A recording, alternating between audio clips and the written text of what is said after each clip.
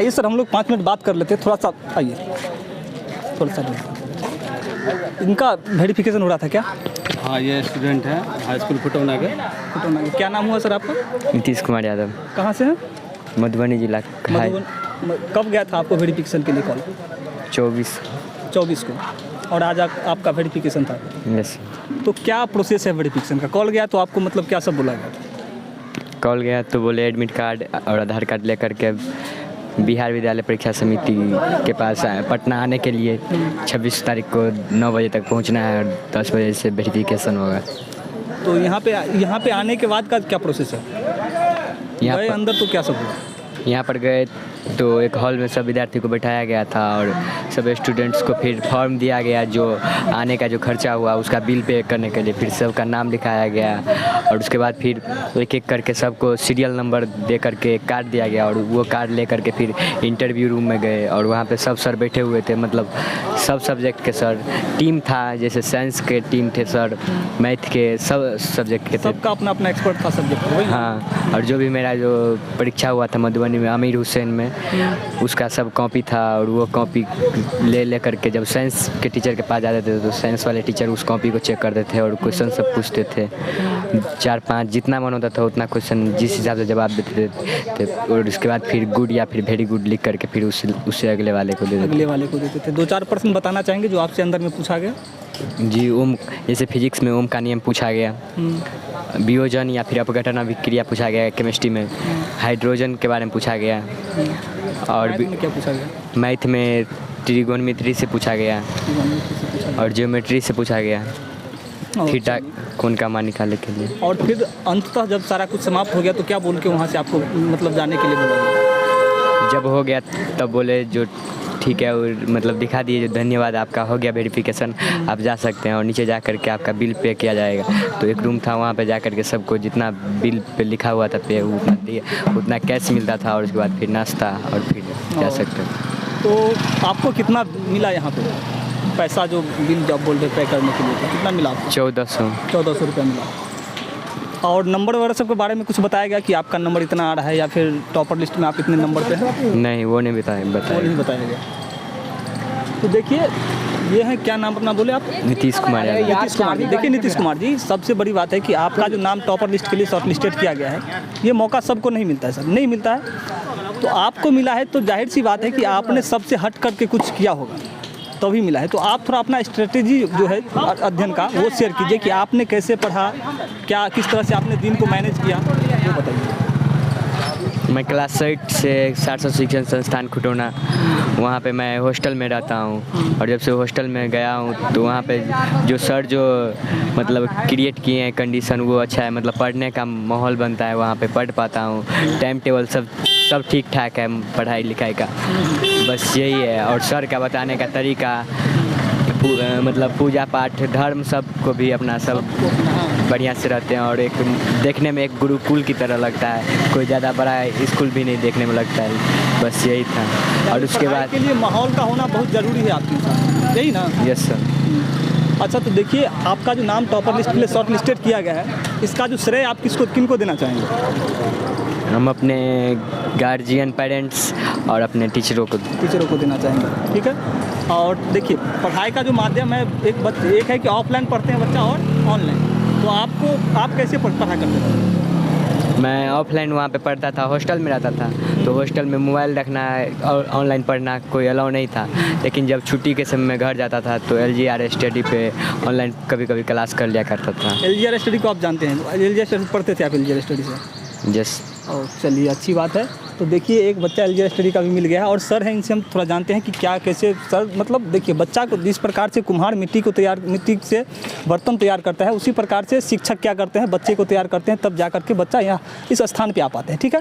तो आइए सर से थोड़ा सा पूछ लेते हैं। सर, क्या कैसे बताइए आप अपने बारे में। जी, मेरा नाम हुआ इफ्तिखार हसन और मुझे पप्पू सर के नाम से भी जाना जाता है। जी। मैं सारस्वत शिक्षण संस्थान में करीब खुटौना से क्या? जी, सारस्वत शिक्षण तो खुटौना से सारस्वत शिक्षण संस्थान जो है उसका नाम हम लोग पहले भी सुन चुके हैं। एक हमारे मित्र थे शायद 2014 में, हेमनारायण जी, वो भी वहीं से थे। हाँ, ये बहुत पुरानी संस्था है, लगभग 30 साल से पुरानी संस्था है और लगातार संस्था के जो प्राचार्य है प्रधानाध्यापक श्री रामदेव यादव जी, उन्होंने अपने मेहनत से, अपने धैर्य से, अपनी तपस्या से इस संस्था को खड़ा किया है। और मैं दावा के साथ कह सकता हूँ कि इस आसपास में क्या इनका पढ़ाया हुआ विद्यार्थी हिंदुस्तान के शायद कोने कोने में आपको मिल जाएगा। हाँ वही ना। हाँ। तो आप देखेंगे कि और वो भी सक्सेस अच्छे पोस्ट पर अच्छे काम कर रहे हैं। तो एक इतिहास रहा है सारस्वत शिक्षण संस्थान का पूरे इलाके में, पूरे क्षेत्र में, और लगातार जो है यहाँ से विद्यार्थी अच्छे नंबर से पास करते रहे हैं। और हॉस्टल की भी सुविधा है, वहाँ बच्चे रह करके हॉस्टल में पढ़ते हैं।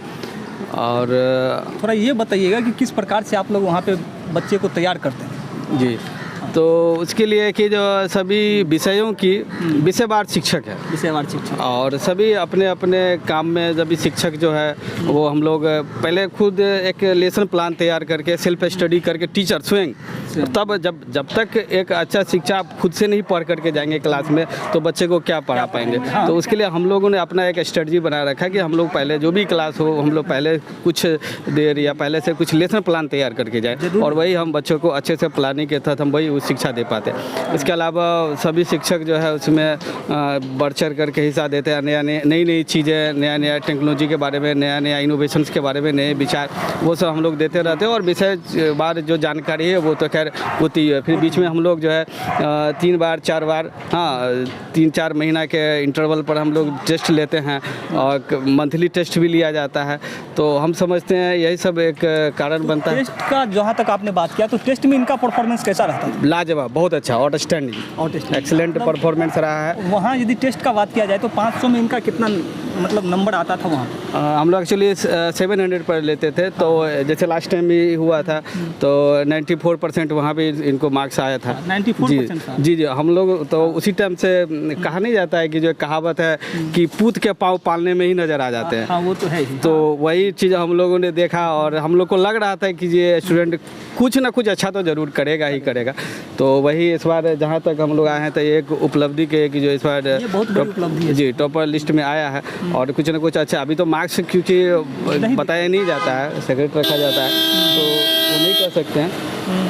बट हाँ, इतना यहाँ अभी मेरे छात्र भी हैं और आप लोग भी हैं, और आपके माध्यम से मैं सभी टॉपर या जो भी लोग सुन रहे हैं उनको तो मैं ज़रूर कहना चाहूँगा कि जो आप जो भी सफलता अर्जित करें, जो भी उपलब्धि अर्जित करें, सफलता पाना या उस जगह पर पहुँचना ये बहुत बड़ी बात नहीं है। बड़ी बात ये है कि आप उस जगह पर, उस मुकाम पर आप कैसे बने रहें।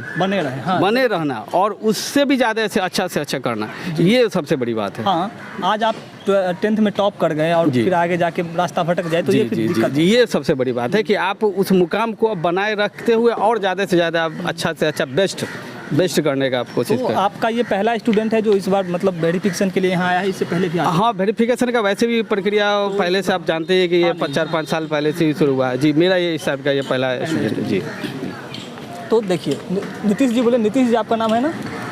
हमारे बिहार के मुख्यमंत्री भी नीतीश जी ही, पता है ना? चलिए, तो अब आप बताइए कि जिस प्रकार से आपने मेहनत किया और आप टॉपर लिस्ट के लिए शॉर्ट लिस्टेड हुए, तो अब जो छोटे बच्चे हैं जो 8th में है, 9th में, वो किस प्रकार से अध्ययन करें ताकि अगला जो बारी है वो भी यहाँ पे दिखे, वो भी खुद को यहाँ पे आने के लिए क्या करें? अपने हिसाब से मतलब पढ़े, और सेल्फ जो कोचिंग करते हैं ऑफलाइन वो अपना कोचिंग करे, और उसके बाद फिर जो टाइम बचता है तो सेल्फ स्टडी पे ज़्यादा ध्यान देना चाहिए। सेल्फ स्टडी बहुत ज़रूरी है, कहा गया है कि self study is the best study. ठीक है, और बोलिए, कुछ बोलना है? नहीं, और यदि पूरे दिन का, यदि 24 घंटा का हम लोग वो करें कि एक टाइम टेबल होता है, तो आपका टाइम टेबल क्या था? कितना घंटा आप पढ़ते थे? पूरा टाइम टेबल मतलब कोचिंग से पढ़ करके लगभग 12-13 घंटा पढ़ते थे। सुबह कितना बजे उठना होता था आपका? 5 बजे। और फिर किस प्रकार से दिन चलता था आपका? 5 बजे से फिर 5 बजे फिर फ्रेश होते थे, और उसके बाद 6 बजे 6:30 से क्लास चलता था। उसके बाद फिर 11 बजे फिर छुट्टी हो जाती थी। और हॉस्टल में रहते थे तो फिर इसके बाद ब्रेक मिलता था, खाना सब, और उसके बाद जिसको पढ़ना रहता था पढ़ता था, नहीं तो सोता था। तो हम लोग पढ़ते थे, और उसके बाद फिर 2 बजे से फिर ट्यूशन होता था 4:30 बजे तक, और उसके बाद फिर खेलने का टाइम मिलता था। सर बोल रहे हैं कुछ बोलिए। जी, मैं ये कहना चाहता हूँ, यही नहीं और जो भी सक्सेस स्टूडेंट का मैं देखा हूँ, मेरे यहाँ से बहुत सारे स्टूडेंट अच्छे मार्क्स लाए हैं हाँ। और मैं एक चीज़ कॉमन देखता हूँ सभी स्टूडेंट्स में, और नो डाउट इसमें भी हो रहा है कि डिसिप्लिन बहुत ज़रूरी है जी। हाँ। डिसिप्लिन के बगैर आप लाइफ में या किसी भी फील्ड में, चाहे आप एजुकेशन का फील्ड हो, कोई भी फील्ड हो, आप डिसिप्लिन के बगैर कुछ नहीं कर सकते। नहीं कर सकते हाँ जी, तो इसके अंदर भी वो डिसिप्लिन रहा और रेगुलरिटी, और वो आपका आप जो कक्षा में आप किस तरह से आप रेगुलर नियमित रूप से आप पर डे आप रहते हैं और डिसिप्लिन के साथ साथ आप सब कुछ आप करते थे, ये बहुत बड़ी चीज़ है। डिसिप्लिन और डायरेक्शन ये जी, दोनों ये जिसको मिल गया इस स्टूडेंट में हाँ, हमें गर्व के साथ कहना पड़ रहा है, ये इस स्टूडेंट में बहुत अच्छा ये डिसिप्लिन दिखाया है, रहा है। ये डिसिप्लिन मेंटेन किया और आपका जो डायरेक्शन था जिसके वजह से आप इसको यहाँ पे आज देख रहे हैं। ठीक है, तो ये थे नीतीश कुमार। और LGR स्टडी आपको कितना मदद किया ऑनलाइन, जब भी आप घर जाते थे तो कहीं ना कहीं आप बोले कि देखते थे, कितना हेल्पफुल रहा आपके लिए LGR स्टडी? जी रहा बहुत ज़्यादा, और मैं उसको भी थैंक्स करना चाहूँगा, क्योंकि जो वहाँ पे ऑफलाइन पढ़ाई होता था वहाँ पे सब क्वेश्चन हो जाता था, लेकिन जब LGR स्टडी में पढ़ता था तो वहाँ पे मतलब किसी भी चैप्टर से ज़्यादा ऑब्जेक्टिव को सॉल्व कर पाता था। चलिए, तो बहुत बहुत धन्यवाद आपका। और ये थे नीतीश कुमार जी मधुबनी से, खुटौना से, मधुबनी के खुटौना से, और ये थे खुटौना के शाश्वत शिक्षण संस्थान के डायरेक्टर सर पप्पू सर थे। ठीक है, तो आप लोग को इस वीडियो से क्या सीख मिली आप लोग कमेंट में बताइए, और फिर मिलते हैं अगले वीडियो में। तब तक के लिए धन्यवाद।